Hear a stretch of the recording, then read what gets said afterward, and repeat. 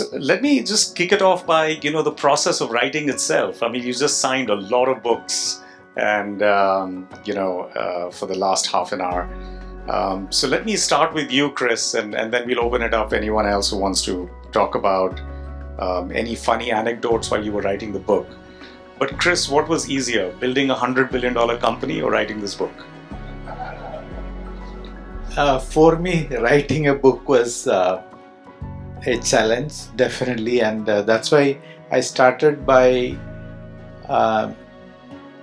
thinking about how to do this, and I came up with a geeky answer to release it as an app first, right?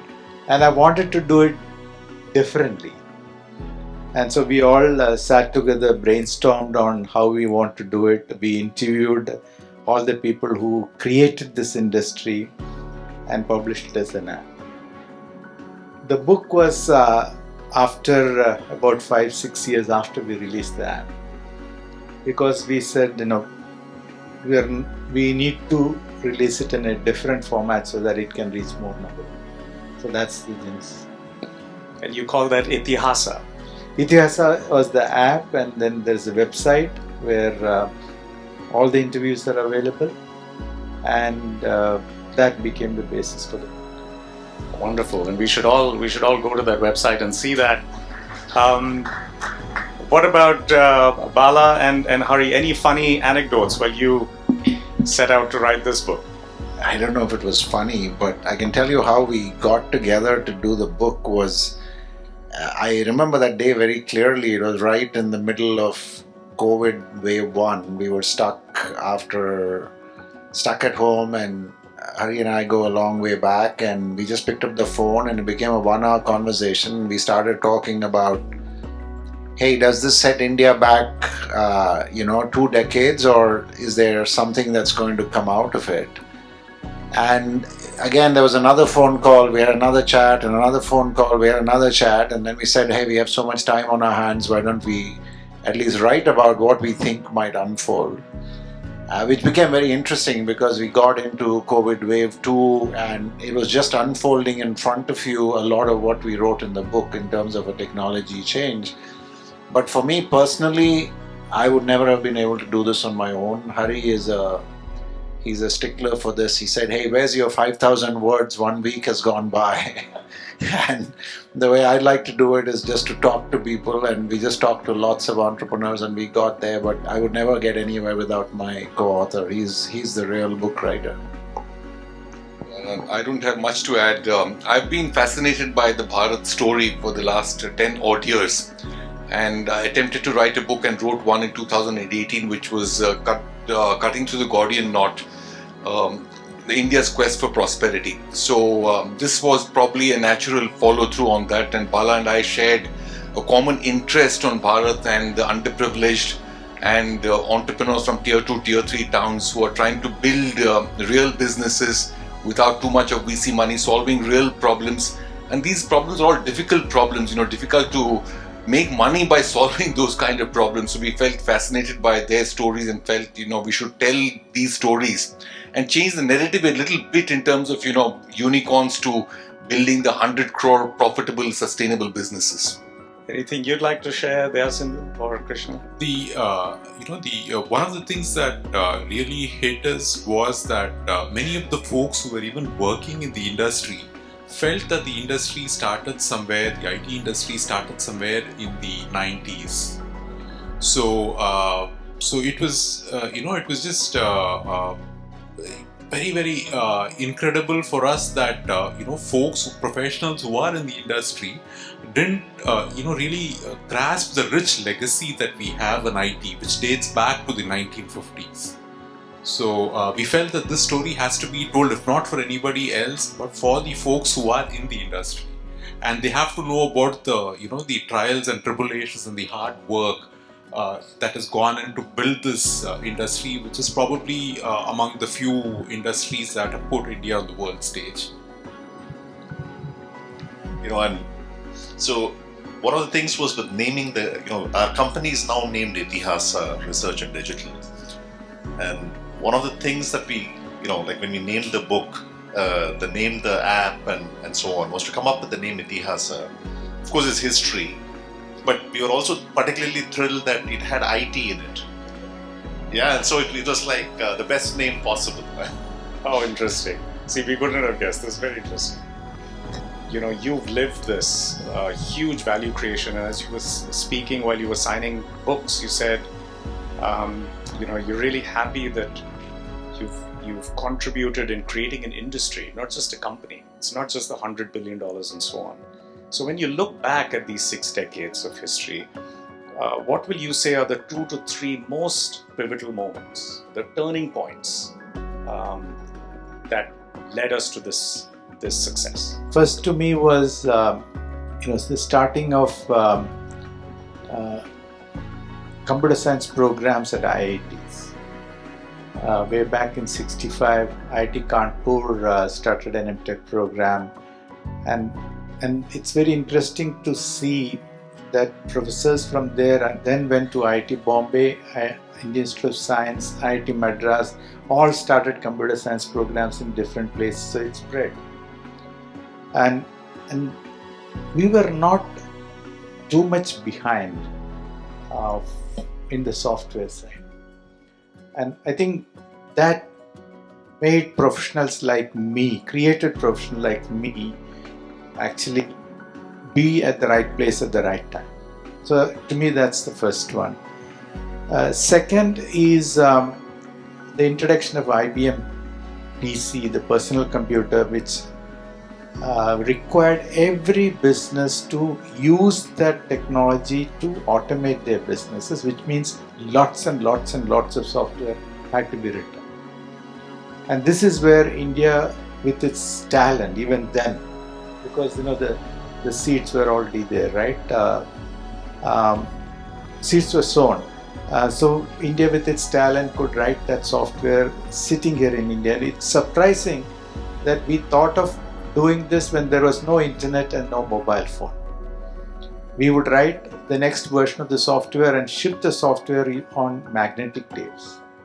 It would take 2 weeks to reach the client, and then we would follow on a flight to reach there and install it and support it. That's the genesis of remote software development, even when internet was not there. And the third is taking advantage of Y2K, the telecom bubble, the internet bubble, etc., where there was explosive growth of software in the world.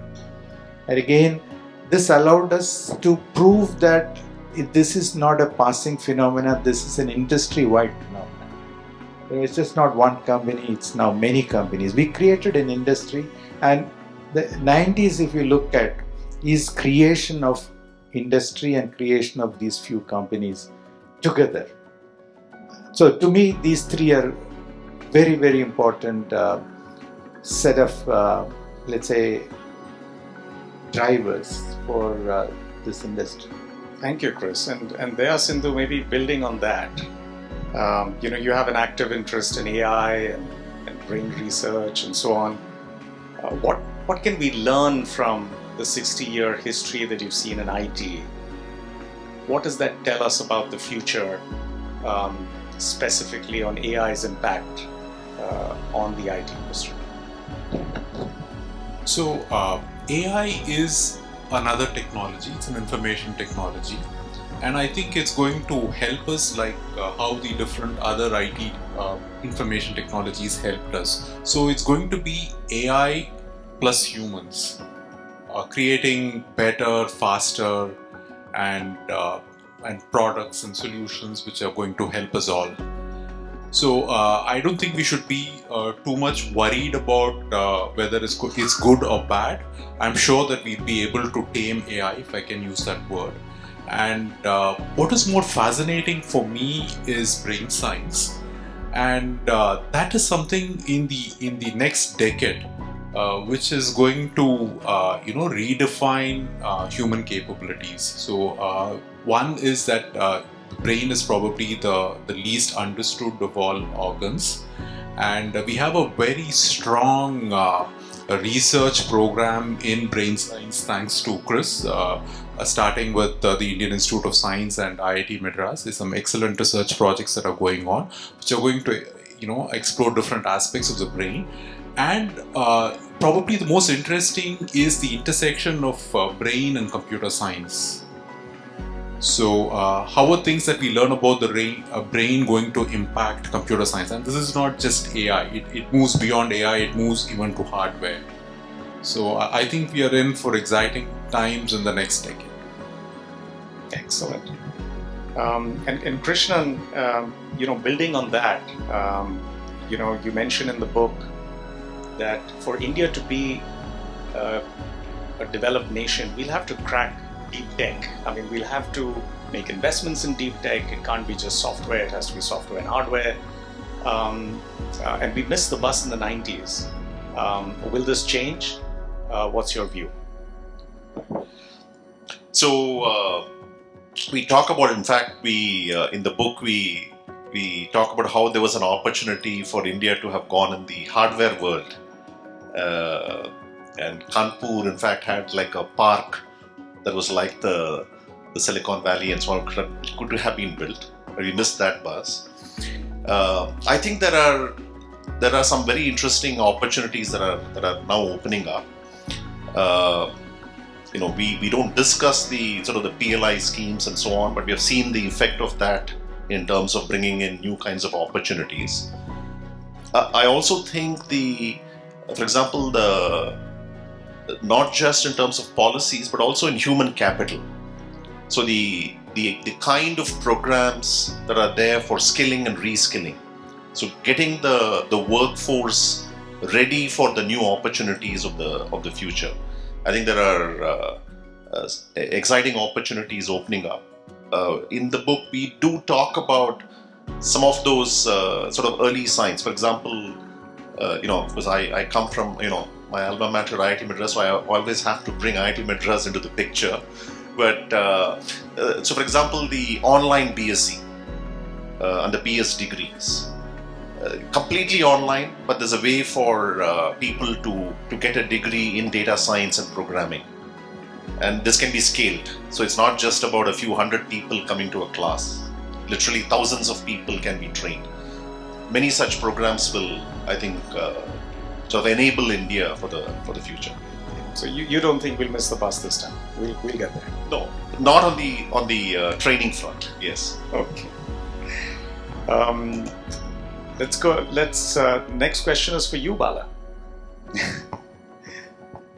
So you are in your book very optimistic that the new age entrepreneurship and technology will come together and solve the problem for 120 million households, and that's the promise. If we succeed, what will India look like? What will the market look like in the next decade, in the next 20 years? Tell us what you see. Imran, you said no hard questions, but that's fine. Look, I don't know if the entrepreneurs we talk about, there's any magic bullet, okay, in terms of solving everything. But I don't think what these entrepreneurs are building, which is what we see every day, it's all built on layers of foundation. All the gentlemen to my right, everything they've written about in their book, people in this audience, this amazing jury, if you look at what India's going through, waves of where we have gotten to, I think what is happening today is some of the smartest people in India who are young, who are all sub 30, are taking on big problems in traditional businesses that haven't been solved for decades, right? So if you look at the examples in our book, the Kirana store example, the payments example, the urban company example, but even people like, Credit B, etc., they are all entrepreneurs who are not from the industry. Okay, somebody is coming around building a $250 million business that is profitable on a monthly basis serving up 1 million loans a month, where they have no background in financial services, they have no background in risk, they have no background in anything, but what they do have is a belief in the opportunity in India and a belief that time has come to stop solving for what looks like a problem in the US or what looks like was a problem in China, and on the basis of that availability of capital, etc., try to solve things in financial services, in healthcare, in food and agri, in skilling.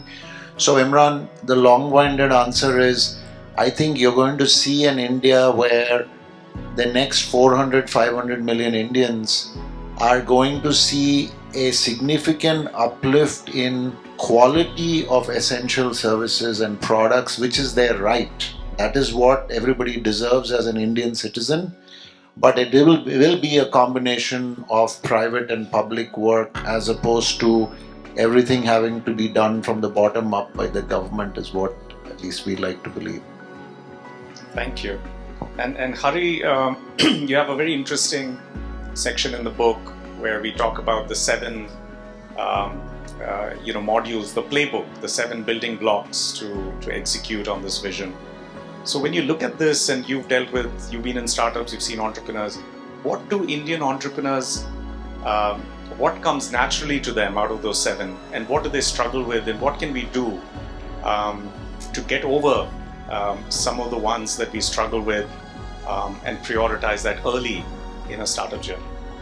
So I think there's a fundamental difference between the way businesses that address the needs and problems and inconveniences of those at the top of the pyramid, socio-economic pyramid, the businesses that were built, and the businesses that are being built for the next 400 million. I think there's a fundamental difference, which is it's far easier to make money by serving those top of the pyramid consumers, because the incremental utility that they derive from a solution is far more than the cost of that product or cost of that service. But when it comes to the middle of India, I think they are very time rich and money poor, and their price performance expectations are very different from the top of the pyramid consumers, which is for the same price they would expect a much higher performance, or for the same performance they would expect a much lower price. So expectations are very different, and it's not very easy to make money solving their problems. And many of India's problems seem to be very big. And the belief has been that just because you have a large addressable market and the problem is big enough, you can build large and profitable business, which is not the case at all. Because the middle of India market is highly fragmented. It is a low margin, low volumes business. You typically have high volume and low margin, or high margin and low volume, but this is typically a low volume, low margin. Very difficult to make money out of, because it's fragmented along regional lines, along demographic differences, along age, along gender, along so many dimensions. It's so fragmented that the cost of acquiring customers, cost of serving them, cost of distribution is all very difficult. So I think those who make money by serving them are those who deeply understand the problem, those who deeply figure out that we have to figure out ways of acquiring customers at much lower costs. And some of the answers had already been figured out. So I think at the top of the pyramid, you can solve a problem, but it's not very difficult to make money. But here I think it's going to be very difficult. And technology, I think, as Bala also mentioned, a few things came together. Aadhaar, smartphone, broadband, all things came together to reduce the cost of customer acquisition, to reduce the cost of retention. Basically doing selling in small packets, I would say. Metaphorically speaking, shampoos began getting sold in small sachets. So I think services and products can now, because of these technologies, get delivered in small sachets. Cost of distribution is coming down, cost of payments is coming down, all of that. So I would say that these are the factors that are relevant. Thank you. Excellent. So this brings us to a close. I'd like to thank the panel for a very lively, candid conversation. Thank you for spending this evening with us. Congratulations once again.